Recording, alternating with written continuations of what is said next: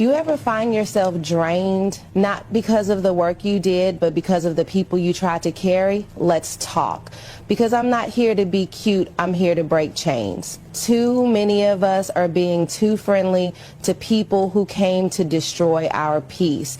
And while you're out here smiling, saying yes to everyone, God is whispering, I never told you to open your door like that.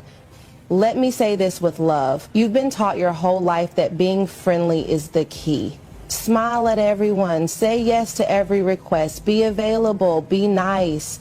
Don't ruffle feathers. Keep the peace, even when it costs your voice. And somewhere along the way, you confused being friendly with giving access. But let me tell you something loud enough so the version of you that keeps getting walked over can finally hear it. Just because I'm kind does not mean I am available. See, we live in a culture where we've glamorized friendliness to the point of self-neglect. We hand out pieces of ourselves like business cards, smiling through discomfort, laughing through disrespect, and saying it's okay, when deep down it's not. You've been giving VIP access to people who don't even have general admission behavior.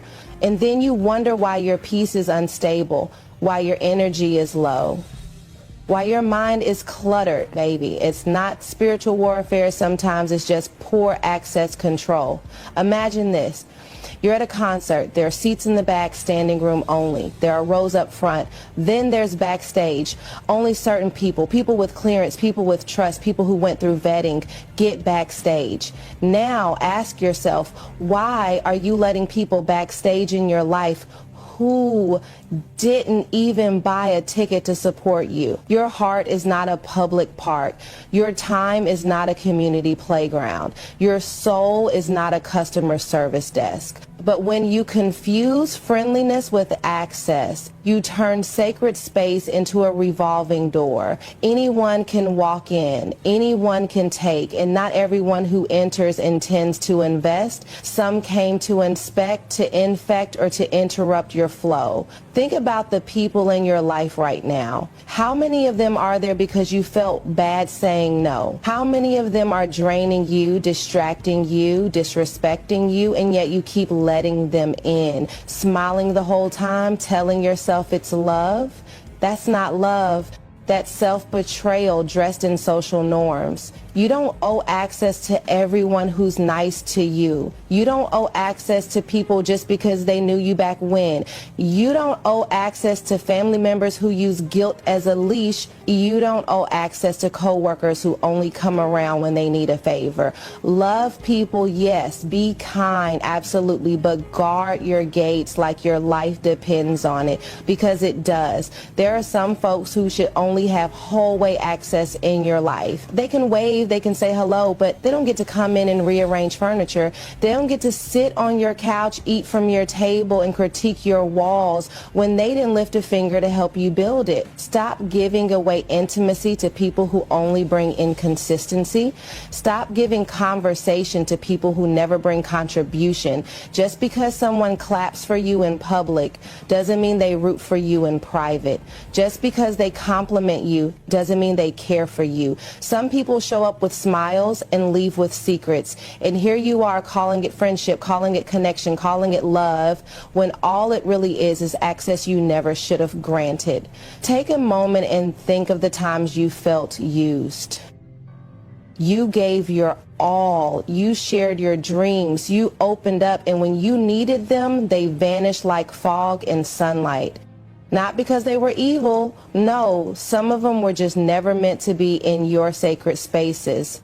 But you thought being friendly meant being open, being helpful, being always there.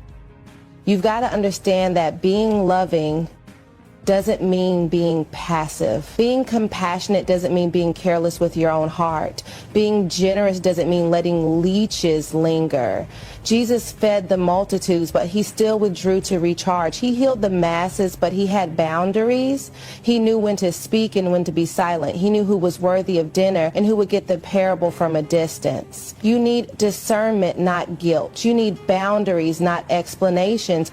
You need to be okay with people misunderstanding you if it means protecting your peace, your healing, your growth, your sanity. They are too precious to hand over for the sake of friendliness. So the next time someone makes you feel guilty for protecting your space, remind yourself, being friendly is not an invitation. Being kind is not a green light. Being warm-hearted does not equal wide open. You can smile and say no. You can love and still keep a lock on your door. You can be friendly without letting everybody in. You ever wake up in the morning already exhausted, not because of the day ahead, but because of the weight of being who everyone expects you to be? That silent pressure to show up perfect, agreeable, smiling, available, responsive, understanding, all while your own soul is gasping for air? That's not kindness. That's not humility. That's not spiritual maturity. That's people pleasing, and it's killing your purpose right in front of your face. People pleasing is not about love. It's not about generosity. It's not about being a good person. It's about fear. Fear of being misunderstood, fear of being disliked, fear of not being enough. And fear will fool you into putting your assignment on pause so you can keep someone else comfortable. But comfort is not your calling. Purpose is. See, you can't fulfill destiny and serve ego at the same time. One of them has to die. Either their opinion of you dies or your dream does. Either their comfort dies or your calling suffocates. You can't be everything to everybody and still be true to who you are. Some of us are exhausted, not from labor, but from performing. You've said yes when you meant no. You've shown up when your body said rest. You've kept silent when your spirit screamed to speak. And why? So people wouldn't label you difficult, so they'd keep calling you sweet, so you could maintain a peace that was never real in the first place. That peace you're protecting is not peace. It's a performance. It's built on silence, on pretending, on betraying yourself in small ways every single day. And every time you choose their comfort over your clarity, their approval over your truth, their affection over your authenticity, a part of you dies slowly, quietly, and we call it being nice. Let me ask you, when did your purpose become negotiable?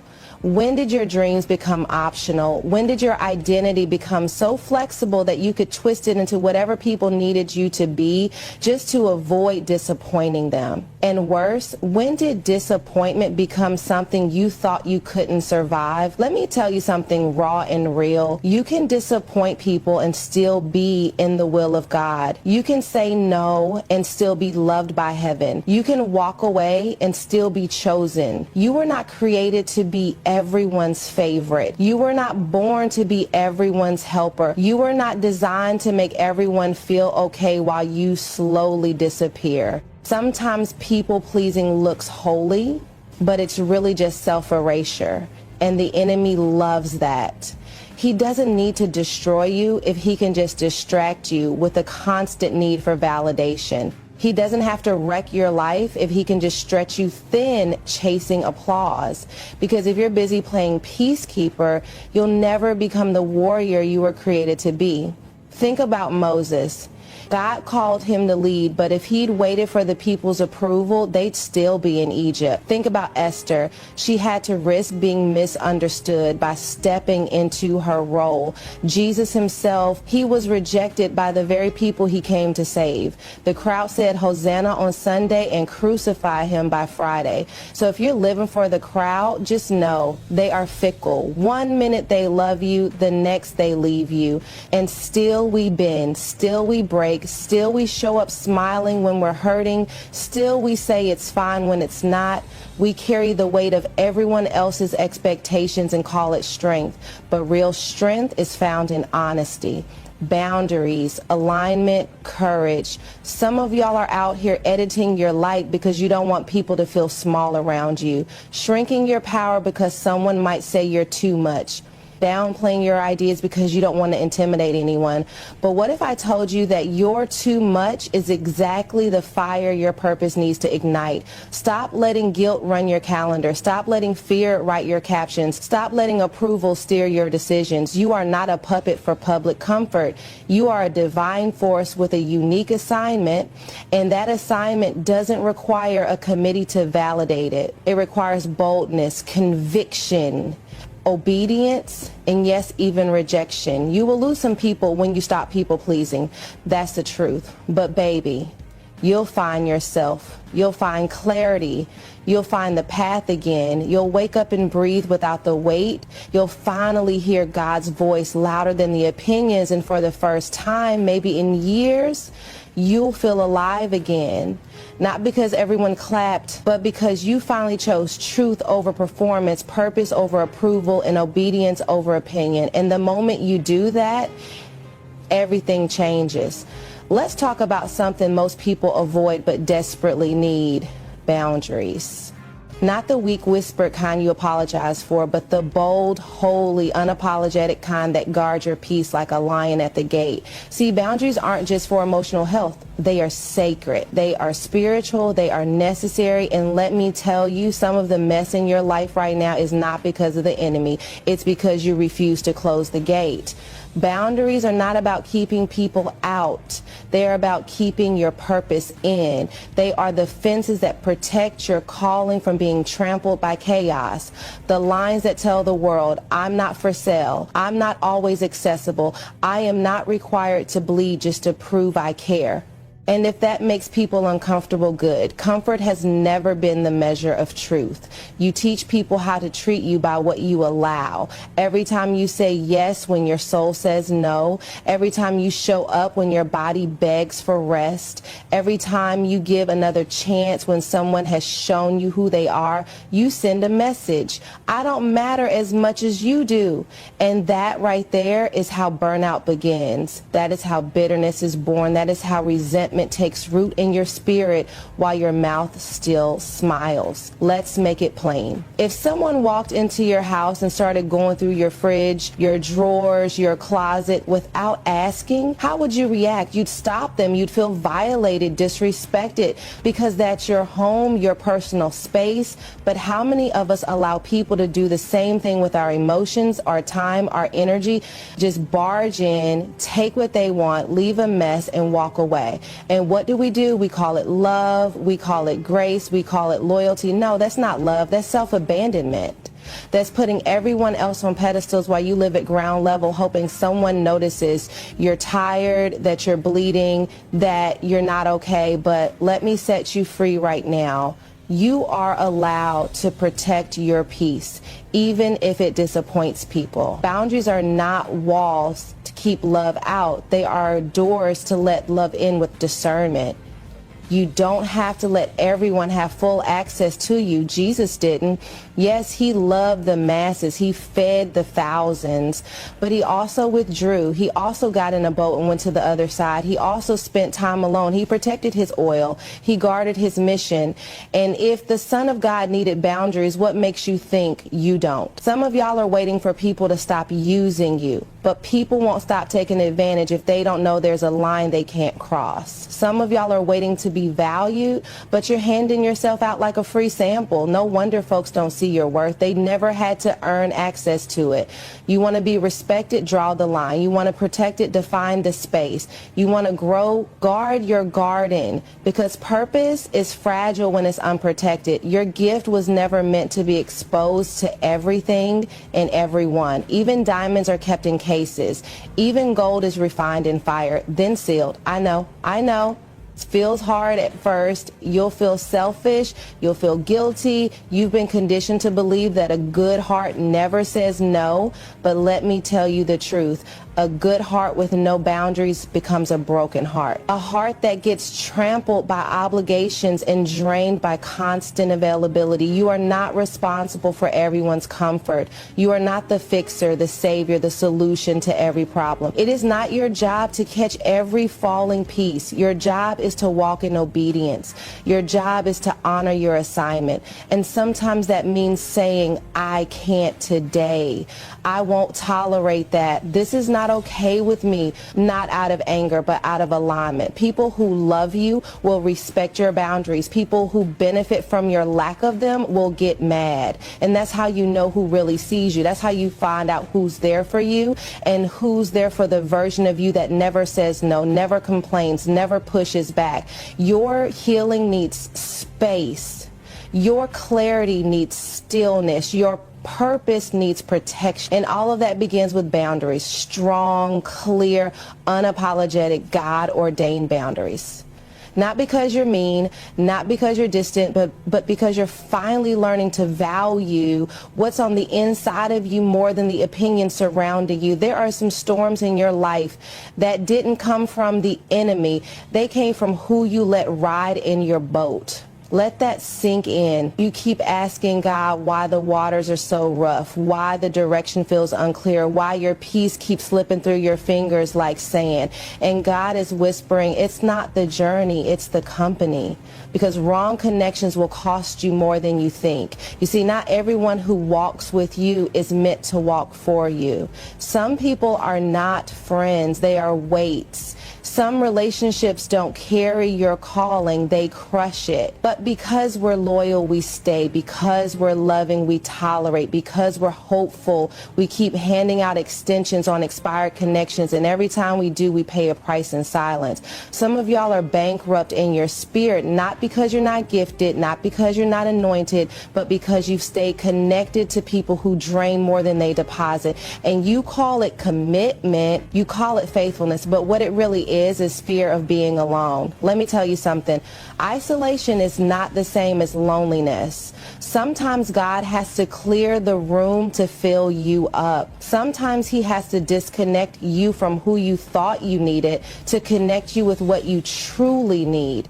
But you've been dragging along relationships that have no oil, no purpose, no fruit, just history. And history doesn't qualify someone to stay in your future. Think about Jonah. When he was running from his assignment, he boarded a ship and brought his storm with him. The sailors on that boat weren't rebellious. They were just connected to someone who was. And because they let Jonah ride, they almost died. Some of y'all are in storms right now, not because you're doing anything wrong, but because you got the wrong passenger. You're carrying somebody that God told to sit down. You're covering someone that God already exposed. And you're paying for a storm that ain't even yours.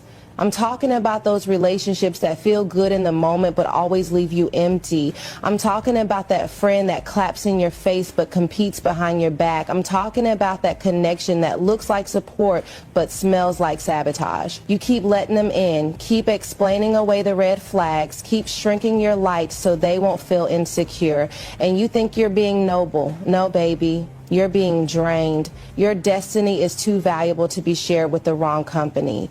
You can't build a kingdom with people who secretly hope it crumbles. You can't reach your next level if you're tied to people who are only loyal to your past. Some people love the version of you that's broken because your healing might hold them accountable. Some people celebrate your struggle because your strength would outgrow them. That's why discernment is everything. It's not just about who's around you, it's about who's aligned with you, because not every hand that reaches for you is helping. Some hands are pulling you back, some are slowing you down, and some are holding you hostage to who you used to be. And you gotta have the courage to say, I love you, but I can't carry you anymore. You've got to stop justifying dysfunction because of how long you've known someone. But they were there when I was at my lowest, yes. And now they're blocking you from your highest. But they've been through so much, yes. But that doesn't give them a license to wound you. But I don't want to seem disloyal. Let me tell you, the most loyal thing you can do is obey God, not people. You are not responsible for dragging dead weight into destiny. You are not required to take everyone with you. Some people are only anointed to be part of your story for a season, and when the season ends, forcing them to stay becomes rebellion against your own growth. It's time to clean house. It's time to take inventory. Who brings peace into your space? Who prays for you without being asked? Who pushes you to grow? Now ask yourself, who drains you? Who manipulates you? Who only shows up when they need something? And if you're afraid of cutting those ties, ask yourself this: what has it cost you to keep them? Has it cost you sleep, clarity, self-respect, time, purpose? Has it made you question your worth, compromise your values, miss your moments? You were never called to to be everyone's savior. You were never called to babysit brokenness while yours goes untreated. Your circle should sharpen you, not stab you. It should lift you, not leave you empty. And your future, it depends on your ability to let go of wrong connections before they cost you everything. You don't need more time. You need more discipline. Because the truth is, the life you're praying for, the future you're dreaming of, the version of you that you keep seeing in your spirit, it's not waiting on a perfect moment. It's waiting on a focused mind. But focus can't survive in a heart that keeps flirting with distraction. Distraction is not just scrolling through your phone. Distraction is letting drama live rent-free in your mind. Distraction is giving your energy to people who don't feed your purpose. Distraction is saying yes to things that water down your identity. And the scariest part, distraction often looks like opportunity. It dresses itself up in urgency. It pretends to be necessary, but its real goal is to detour you from destiny. You see, discipline is divine strategy. It's saying no now so you can say yes to something greater later. It's waking up early when your flesh screams for sleep. It's showing up for yourself when no one's clapping. It's doing the work even when the results are invisible. And that kind of consistency, that's not common. That's not trending. That's warfare. You have an enemy who doesn't need to destroy you if he can just distract you. If he can't stop your gift, he'll steal your gaze.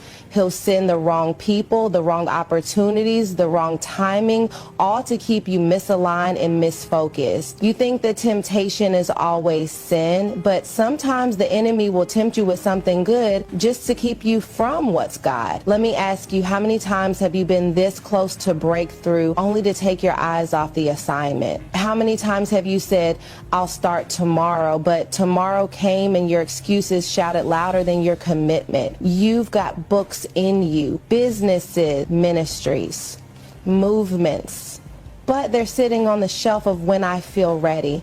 And discipline doesn't wait on feeling, it moves on conviction. Discipline is what keeps you in the gym when your body says quit. It's what keeps you writing that book when no one's reading. It's what keeps you praying when answers feel delayed. It's what keeps you building when the crowd walks away. Because you don't build greatness on convenience, you build it on consistency. You want to be different, you want to be set apart, then stop asking God for results you aren't willing to discipline yourself for.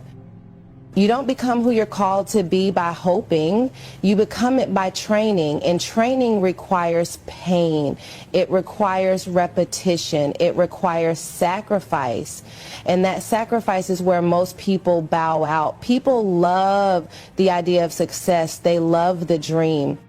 But discipline is lonely, it's uncomfortable, it's slow, it's waking up while others sleep, it's turning down the party, it's leaving the text unread, it's saying not right now, I've got somewhere to be, and that somewhere is my future. We keep asking God for elevation, but won't develop the habits to sustain it, because elevation without preparation becomes exposure. God's not going to bless you with a platform your habits will collapse. He's not going to hand you influence your discipline can't carry. That's why some of you feel stuck. It's not punishment, it's preparation. He's trying to build your character before he releases your calling. Discipline is the secret sauce of transformation. Not talent, not popularity, not connections, just raw, unfiltered daily obedience. And that obedience will cost you. It'll cost your comfort. It'll cost your cravings. It'll cost the version of you that wants to be liked more than it wants to be used. Every time you choose discipline over distraction, you're voting for the version of you you've never met, but were always meant to become. You're moving toward clarity, momentum, favor. But every time you choose distraction, you delay your development. You stay in cycles. You repeat patterns. You wonder why your life feels stuck on replay. It's because discipline was never allowed to drive. You want to know what real power is? It's saying, no, I'm not going to scroll for another hour. I'm going to write the business plan. No, I'm not going to gossip. I'm going to journal and pray. No, I'm not going to spend today reacting. I'm going to spend it building. Discipline isn't glamorous. Doesn't come with applause. It's not sexy. but it's what will separate you in a generation obsessed with instant gratification. This world is full of distracted people who started strong but never finished, people with ideas but no follow through, vision but no habits, drive but no direction. And the ones who rise, the ones who actually change things, they didn't get lucky. They got discipline, because discipline is the bridge between who you are and who you're becoming. And every step you take in focus, in order, in self-control, that's a step closer to purpose. That's a step further from chaos. That's a decision to become the version of you that doesn't just dream big, but walks it out day by day, hour by hour, choice by choice, with fire in your bones and destiny on your heels.